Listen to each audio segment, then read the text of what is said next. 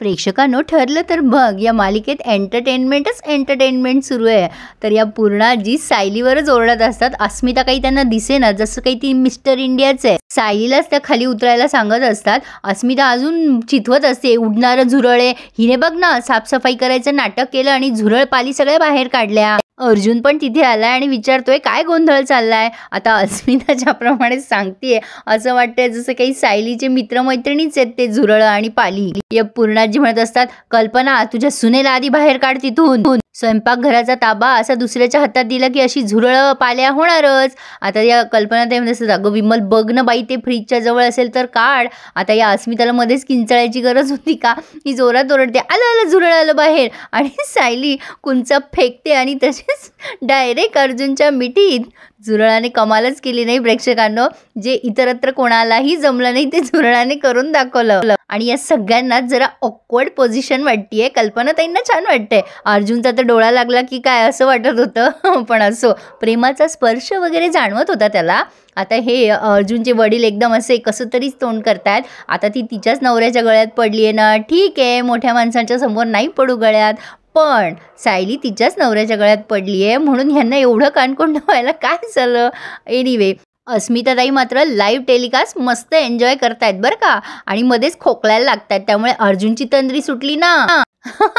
आणि काहीसे असे हावभाव देतोय तो. आता सायली पण जरा कानकोंडी झाली आहे की हे काय झालं माझ्याकडनं. पण झुरळाला सगळेच घाबरतात प्रेक्षकांनो, मी सुद्धा. कोण कोण घाबरतंय त्यांनी मला नक्की कमेंट करून कळवा. पण आता इकडे रविराज काकांकडे या प्रियाचे दाबे दणाणलेत. ती म्हणत असते, बाबा अर्जुन मला आश्रमात नेणार आहे ना, मग आता पुढे काय. आता रविराज म्हणतात, अगं त्याच्यात काय एवढं घाबरायचं, तो तुला जे प्रश्न विचारेल त्याची खरी खरी उत्तरं दे. सगळा पोलीस स्टाफ असेलच तुझ्यासोबत, तू घाबरू नको, जे झालं ते बिंदास सांग. आता ह्यांना काय माहिती ती खोटं बोलतीये म्हणून. असो, तर आता हे मध्येच विषयांतर करतात आणि म्हणतात, काय ग तन्वी, तुला ज्या माऊलींनी आश्रमात सोडलं त्यांना प्रतिमा दिसली का ग. आता नागराज म्हणतो, दादा हे काय मध्येच विषय काढला तू आता. सुमन पण म्हणते, हो ना भाऊजी, अचानक हा विषय का काढलात तुम्ही. रविराज म्हणतात, अगं नाही, मी विचार केला की तुला ज्या जोडप्याने आश्रमात सोडलं ना त्यांनी नक्कीच प्रतिमाला जवळपास बघितलं असेल ना. म्हणजे आमचा जेव्हा ॲक्सिडेंट होत होता ना बाळा, तेव्हा आम्हाला दोघांनाही एकच प्रश्न सतावत होता की तुझं काय होणार, तुला त्रास नाही झाला पाहिजे, तुला लागलं नाही पाहिजे. अर्थातच प्रतिमा पण तुला शोधतच असेल ना.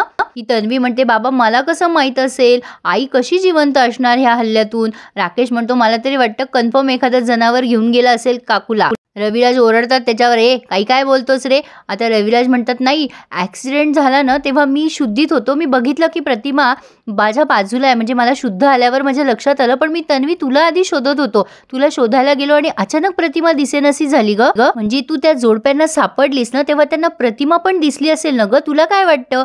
आता हिच्याकडे काय उत्तर असणार आहे, ही गप्प बसली आहे. पण इकडे पूर्णाजी मात्र छान पॉझिटिव्ह वातावरण निगेटिव्ह करून ठेवतात. काय चाललंय हे कल्पना, झुरळाच्या नावाखाली कसली थेरं दाखवतायत आम्हाला. आता हे अर्जुनचे वडील पण चिडतात, काय रे अर्जुन, काय चालू आहे हे सगळं. अर्जुन म्हणतो, अरे बाबा ती घाबरली म्हणून हे सगळं असं झालं. सायलीलाही खूप कानकोंड व्हायला लागतं बिचारीला. अर्जुनचा भाऊ म्हणतो, अरे थांब वहिनी, तू नको टेन्शन घेऊ, मी पकडतो त्या झुरळाला. आता लगेच अस्मिता म्हणते, तू पकडायला ते थांबलं असेल का घरात, गेला असेल ना एव्हाना बाहेर. आता लगेच अर्जुनचे वडील म्हणतात, बस झालं ना मग आता हे तमाशे. एक गोष्ट लक्षात ठेवा, घरात राहताय तुम्ही, हे सगळं करायला रस्त्यावर नाही आहात. रस्त्यावर पण असं चालत नाही बाय द वे. असो, आता कल्पनाताई म्हणतात, असं काय बोलताय तुम्ही, सायलीला मुद्दाम थोडी केलंय तिने, झुरळाची भीती सगळ्यांनाच वाटू शकते. आता पूर्णाई म्हणतात, पाव इंचाचं झुरळ ते, सगळ्यांना वेटीस धरून ठेवलं हिने त्यासाठी. अस्मिता कांगावा करत होती हे नाही दिसलं वाटतं पूर्णाजीला. अस्मितानेच तिला झुरळ करून चिडवलं होतं ना बाय द वे. असो, पण आता पूर्णाजीने फरमान सोडलाय, अश्विन या घरात उद्याच्या उद्या पेस्ट कंट्रोल झालंच पाहिजे, असला आरडाओरडा नकोय पुन्हा मला. आता अर्जुन म्हणतो, मम्मा मी निघतो मला उशीर होतोय ऑफिसला जायला. आता ही सायली मनात विचार करते, सगळ्यांची माफी मी किती वेळा आणि कशासाठी मागू. खरं आहे ना प्रेक्षकांनो, वैताग येऊन जातो दरवेळेला, बिचारी माफ करा म्हणते. असो, आता अर्जुन उपाशी गेलाय म्हणून पूर्णाजी पुन्हा सायलीवर ओरडतात. निमित्त शोधत असतात पूर्णाजी सायलीवर ओरडायचं. बघ तुझ्यामुळे माझा नातू उपाशी गेला आज, हा सगळा आरडाओरडा करत बसलीस ना. आता सायलीला असं वाटतं अर्जुनच्या मागे गेलेलं बरं. म्हणून ती अहो करत अर्जुनच्या मागे जातीये. पूर्णाजी पुन्हा म्हणतात, बघ कशी मुलगी आहे ही, मी बोलते तिच्याशी तर गेली त्याला बाय करायला. ही पोरगी पण ना, चला ग आवरून घ्या हे सगळं. आता सायली अर्जुनला वॉयलेट द्यायला जाते तेव्हा अर्जुन आणि सायली थोडंसं असं अनकम्फर्टेबल फील करत असतात. अर्जुन तिकडेच बघत असतो. सायली त्याला वॉयलेट देते तेव्हा न बघता सायलीचा हातच धरून घेतो. तर सायलीला पण थोडंसं कसं तरी होतं, पण अस्मिता मात्र हे सगळं बघत असते. पण अस्मिताच्या हाती काही लागत नाही. अर्जुन वॉयलेट घेऊन गपचूप निघून जातो. पण आता इकडे एक इन्स्पेक्टर आलेत रविराजांकडे. रविराज आणि सुमन त्यांना बसायला सांगतात. आता हे पोलीस म्हणतात ACP शिंदे आहेत ना, ते प्रतिमा किल्लेदारांची केस बघत होते, पण ते आता रिटायर झाले.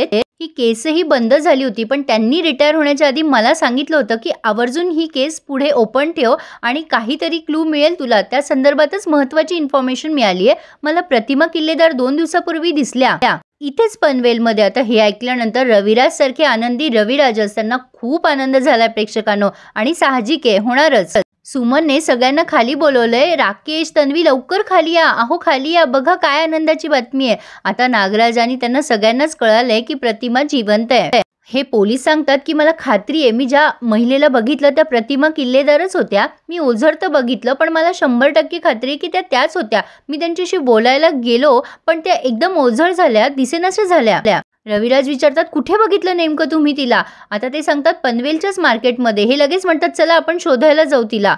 नागराज म्हणतो दादा थांब जरा, तू असं एकदम पॅनिक नको होऊस. अरे आनंदाचीच बातमी आहे ही, पण असं एकदम वाहवत नको जायला. आपण आधी कन्फर्म करू, थांब जरा मी बोलतो. नागराज त्या पोलिसाला म्हणतो हे बघा आम्हाला सांगितलं गेलं होतं की ही केस बंद झाली आहे. आता रविराज म्हणतो अरे बाबा तो शिंदे माझा चांगला मित्र होता, त्याने मैत्री खातर ही केस सुरू ठेवली होती. अरे नागराज आपल्या कष्टाचं आणि सगळ्या मेहनतीचं फळ आहे रे हे. अरे विचार कर, मंदिरामधले संकेत, मला वाटणं, अरे 100% प्रतिमा जिवंत आहे. मला आता विश्वास बसलाय, शंकाच राहिली नाहीये मनात. तो त्या पोलिसांना म्हणतो चला आता आपण शोधायला जाऊया ताबडतोब. आपण तिथे फोटो दाखवूयात आणि कोणीतरी जवळपासचा माणूस ओळखेल ना, ती जर तिथेच राहत असेल प्रतिमा तर चला तुम्ही. आणि प्रेक्षकांनो ह्या रविराज सरांच्या जवळचे जे लोक आहेत त्यापेक्षा परके लोक बरे हो. पटकन तो पोलीस शोधायला गेलाय त्यांच्यासोबत. सुमन खूप खुश होते आणि म्हणते मी देवाजवळ साखर ठेवते, पण या तिघांचे धाबे दणाणलेत ना. प्रिया म्हणते हे स्वप्न तर नाही बघत आहे ना मी, कोणीतरी चिमटा काढा रे मला. रविराज म्हणतो आपलं लक ना एकदम बकवास आहे यार. प्रिया पण म्हणते मला तर असं वाटते की ती फोटोतली बाई आता दारात येऊन उभी राहते की काय. नागराज म्हणतो ए प्रिया गप्पा बस हा, काही असं होत नसतं. 20 वर्षापूर्वीची बाई, तिचा चेहरा कसा आता कसा असेल, तो माणूस काही पण सांगतोय. आणि तसे तो म्हटला ना त्याने ओझर तर बघितलंय, मला नाही वाटत प्रतिमा जिवंत येईल वापस म्हणून. प्रिया म्हणते पण ती खरंच आली तर मग मात्र आपलं काही खरं नाहीये. म्हणतात ना प्रेक्षकांनो चोर की दाढी में तिंका, तसं या तिघांचं झालेलं आहे. कारण ह्यांना माहिती आहे काहीतरी घडेल आणि यांचं पितळ उघडं पडेल. तसंही खोट्याचं आयुष्य कमीच असतं. नागराज म्हणतो प्रिया तू काही पण बडबड करू नकोस, तू फक्त तुझ्या कामावर लक्ष दे. त्या अर्जुन सुभेदारवर लक्ष ठेव, बाकी काही विचार करू नका. ती प्रतिमा काही परत येणार नाहीये. आणि प्रेक्षकांनो इकडे अर्जुन ऑफिसमध्ये त्याच्या सगळ्या स्टाफचं म्हणजे अभिनंदन करतो की त्यांच्यामुळेच अर्जुनला म्हणजे हे केस वगैरे लढायला मदत होते. ते सगळेजण डाटा कलेक्शन करतात, त्यांच्या मेहनतीचं फळ आहे प्रत्येक केस जिंकण्यामागे.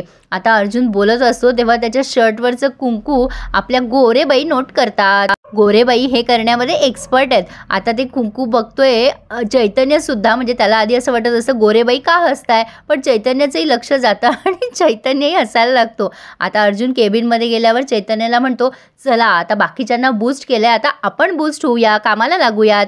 चैतन्य म्हणतो बाकीच्यांचं मला माहित नाही, पण काय ना तू चांगलाच बूस्ट होतोय रे माझ्या सायली वहिनीमुळे. काय म्हणते रे माझी सायली वहिनी, कसं चाललंय तुझं वैवाहिक आयुष्य. अर्जुन म्हणतो तू ठीक आहेस ना, काय बडबडतोयस. चैतन्य म्हणतो अरे मी ठीक आहे रे, पण सांग ना काय म्हणतंय तुझं वैवाहिक आयुष्य. अर्जुन म्हणतो पटकन सांग काय चाललंय तुझं, तोंड बंद कर. आणि चैतन्य म्हणतो अरे माझं तोंड बंद करशील रे, ऑफिसमधल्या सगळ्यांची कशी बंद करशील तोंड. ऑफिसमधल्या प्रत्येक लोकांच्या मनात एक आणि एकच प्रश्न आहे. अरे अर्जुन तू तुझ्या सुखी वैवाहिक आयुष्याच्या खुणा शरीरावर घेऊन फिरतोय, बाहेर चर्चा तर होणारच. आता इकडे तिकडे बघतोय हा कशाच्या खुणा. आता चैतन्य डायलॉग मारतो एक चुटकी सिंदूर की किंमत तुम क्या जानो अर्जुन बाबू. आणि अर्जुन बाबूचं लक्ष गेलंय त्या कुंकाकडे आणि तो सकाळचा प्रसंग आठवतो. चैतन्य चिडवण्यात काही मागे नाहीये अर्जुनला. तो म्हणतो बायकोचं कुंकू नवऱ्याच्या शर्टवर म्हणजे एखाद्या मेडल प्रमाणे वाटतं रे, पुसू नको रे तू. तसंही सगळी बातमी व्हायरल झाली आहे ऑफिसमध्ये, काही फायदा नाहीये ते मिटवून. आता अर्जुन चिडतो आणि म्हणतो जस्ट गेट आउट. चैतन्य म्हणतो, हो जातो मी, पण मी काय म्हणतो, हे कुंकू लागेपर्यंत नेमकं करत काय होते तुम्ही दोघं जण? अर्जुन अजून चिडतो. आता चैतन्य म्हणतो, माझ्यावर कशाला चिडतोय, मी फक्त विचारतोय, तुम्ही काही करता आणि मला काय? पण जाताना पुन्हा चिडवतो, अर्जुन सर तुमची प्रगती फार वेगाने होतीये, हॅपी फॉर यू. अर्जुन चिडतो आणखीन आणि ते कुंकू पुसायला लागतो आणि म्हणतो, मीच गडबड घोटाळा पण ना. अरे देवा, असो प्रगती खरंच जोरात आहे असं म्हणायला हरकत नाहीये. पण पुढे आपण बघतोय सायली मॅडम एकदम बायको म्हणून चिडल्या की अर्जुनच्या शर्टवरचं कुंकू बघून तिला असं वाटते हे कुठल्या दुसऱ्याच बाईचं आहे, म्हणजे प्रियाचं आहे. ती म्हणते, हे प्रियाचं आहे ना, हे तुमच्या शर्टवर आलं कसं? अर्जुन म्हणतो, प्रिया थोडीच माझ्या एवढी जवळ येते. सायली म्हणते, मग मी येते का? अर्जुन म्हणतो, आहो ते सकाळी नाही का ते. आता सायलीला काही कळत नसतं, काय खाणाखुणा करताय सर. अर्जुन आता तिला प्रॅक्टिकल करून दाखवतो की हे हे हे सगळं असं झालं. प्रेक्षकांनो, या दोघांची लव्ह स्टोरी बघायला आपल्याला फार आवडेल नाही का? तुम्हाला काय वाटतं मला नक्की आवर्जून कमेंट करायला विसरू. आणि तुम्हाला माझा हटके रिव्ह्यू आवडत असेल तर नक्की आपल्या चॅनलला सबस्क्राईब करायला विसरू नका आणि रिव्ह्यू लाईक करायला देखील. So please subscribe my channel and enjoy my all reviews. धन्यवाद.